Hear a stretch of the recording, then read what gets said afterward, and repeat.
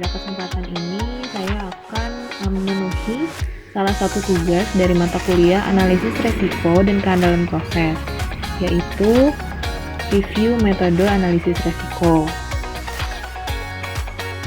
Sebelumnya, perkenalkan, nama saya Fani Aulia Rahma dengan NIM 120 1174248 dari TI 41 Gabungan QSE.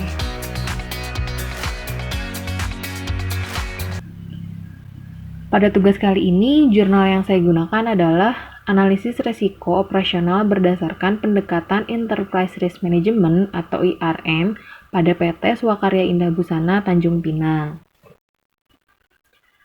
Jurnal ini ditulis oleh Dwi Septi Haryani dan Risnawati, dipublish pada tahun 2018 dan terdiri dari 10 halaman.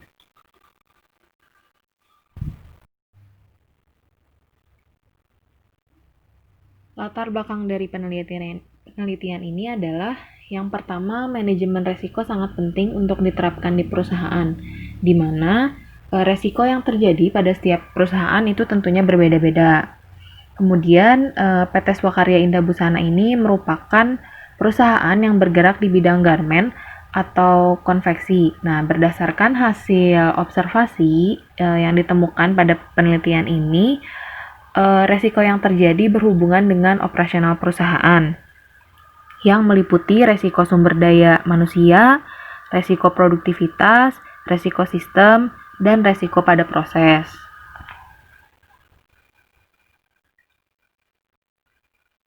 Tujuan dari penelitian itu sendiri adalah mengetahui analisis resiko operasional yang terjadi di PT Swakarya Indah Busana, Kota Tanjung Pinang, menggunakan pendekatan Enterprise Risk Management atau IRM.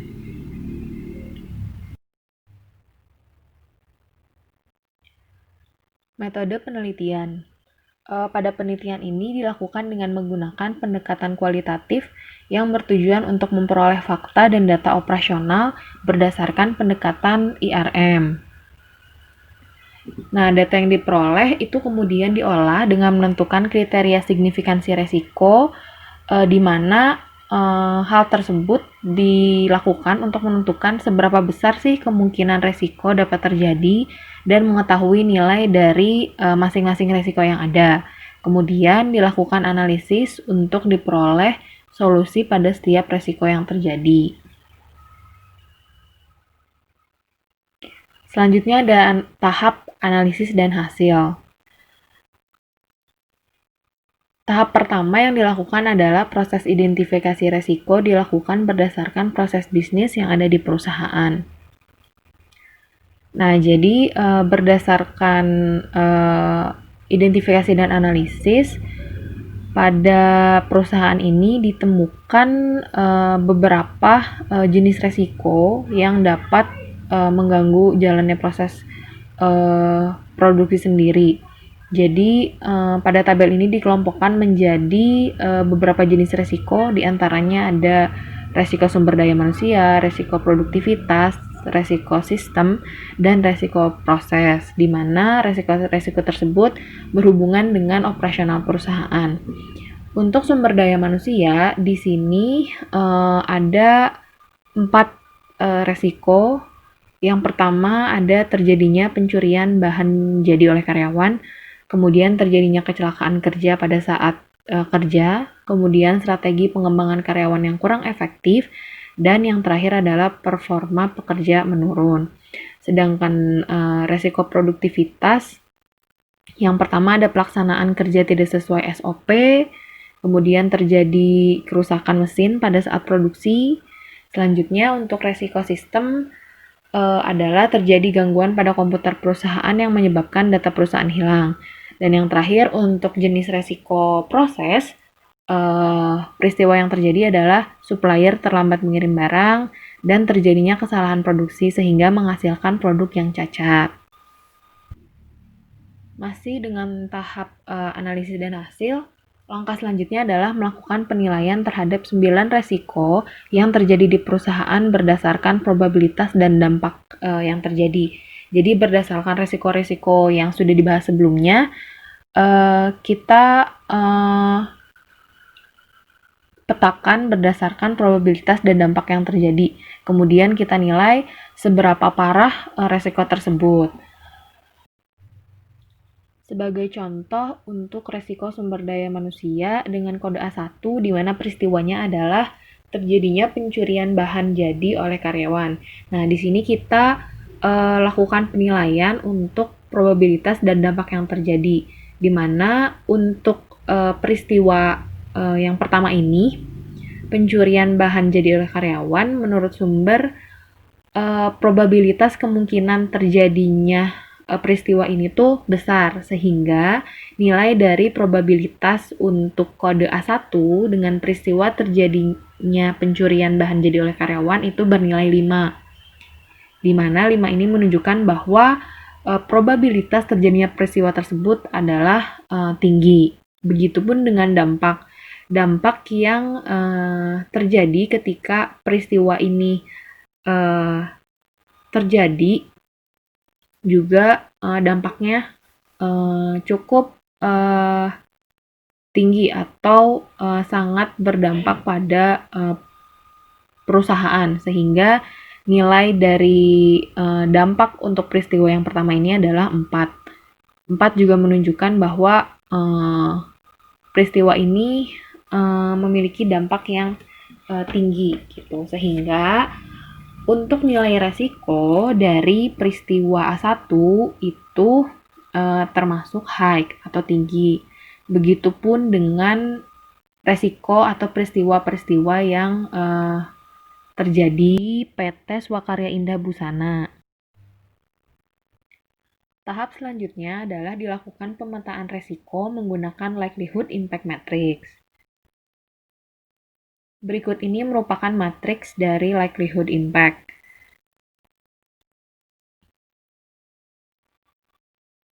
Dalam menentukan atau memetakan resiko ke dalam likelihood impact matrix, yaitu sebagai contoh, pada peristiwa terjadinya pencurian bahan jadi oleh karyawan, di sini memiliki nilai probabilitas 5 dan nilai untuk dampaknya adalah 4.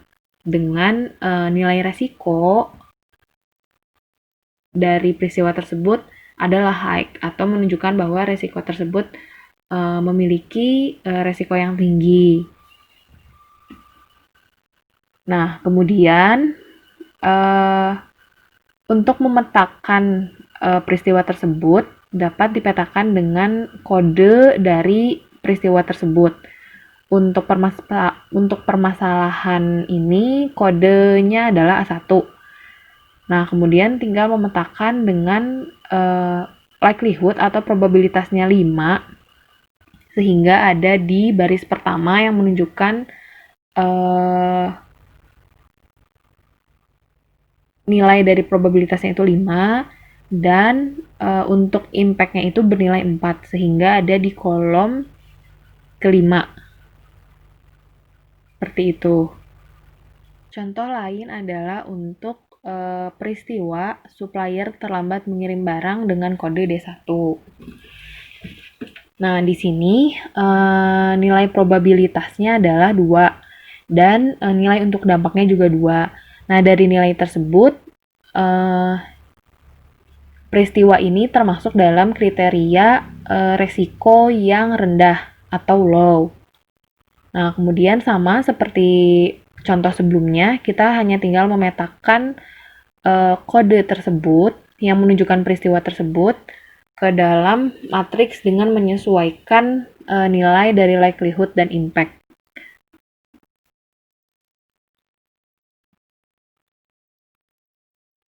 Nah, untuk warna hijau itu menandakan bahwa peristiwa tersebut adalah low risk atau resikonya rendah. Kemudian warna kuning menandakan bahwa resiko tersebut dikategorikan sebagai resiko yang sedang, sedangkan warna merah menandakan bahwa resiko tersebut sudah tinggi, memiliki dampak yang tinggi atau sangat beresiko.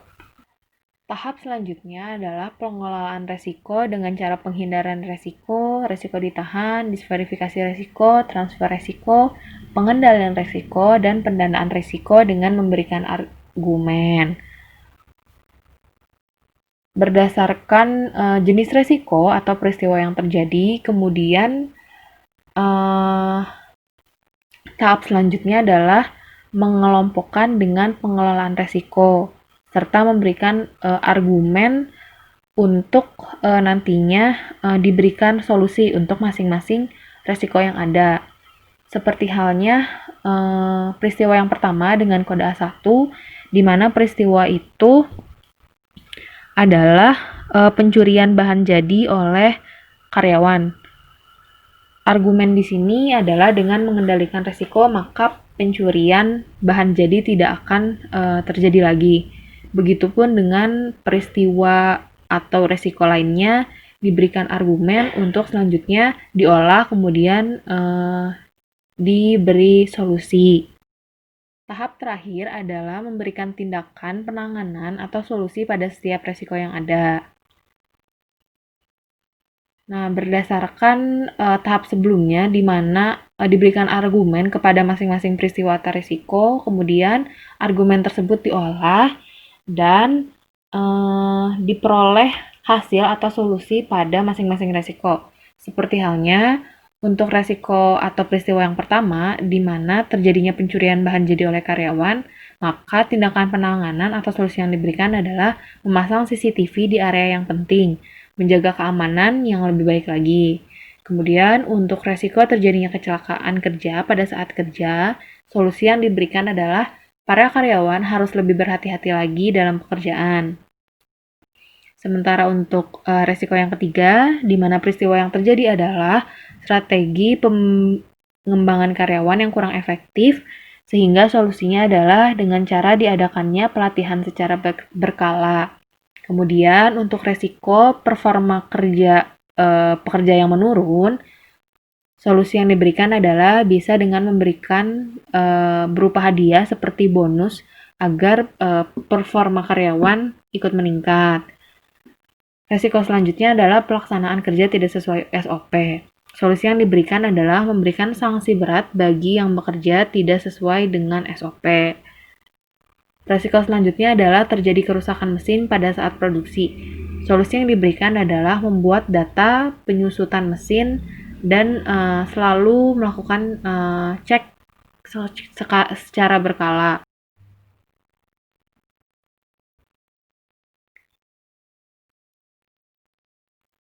Nah, kemudian resiko atau peristiwa selanjutnya adalah supplier terlambat mengirim barang, sehingga solusi yang diberikan adalah melakukan perencanaan dan koordinasi yang lebih baik lagi. Kemudian resiko atau peristiwa terakhir yang mungkin terjadi adalah terjadinya kesalahan produksi sehingga menghasilkan produk yang cacat. Solusi yang diberikan adalah diberikan sanksi agar karyawan bekerja lebih teliti lagi. Kesimpulan dari penelitian ini adalah PT Swakarya Indah Busana merupakan perusahaan yang bergerak di bidang garmen atau konveksi. Berdasarkan hasil identifikasi, terdapat 9 resiko yang mungkin terjadi yang meliputi resiko sumber daya manusia, resiko produktivitas, resiko sistem, dan resiko proses. Setelah mengetahui resiko apa saja yang mungkin terjadi, selanjutnya adalah melakukan kriteria signifikansi resiko untuk mengetahui tingkat masing-masing resiko yang terjadi dari low risk, medium risk, atau high risk.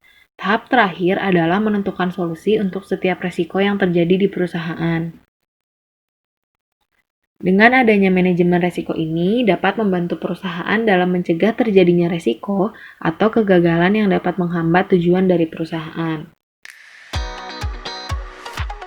Sekian yang dapat saya sampaikan, kurang lebihnya mohon maaf. Wassalamualaikum warahmatullahi wabarakatuh.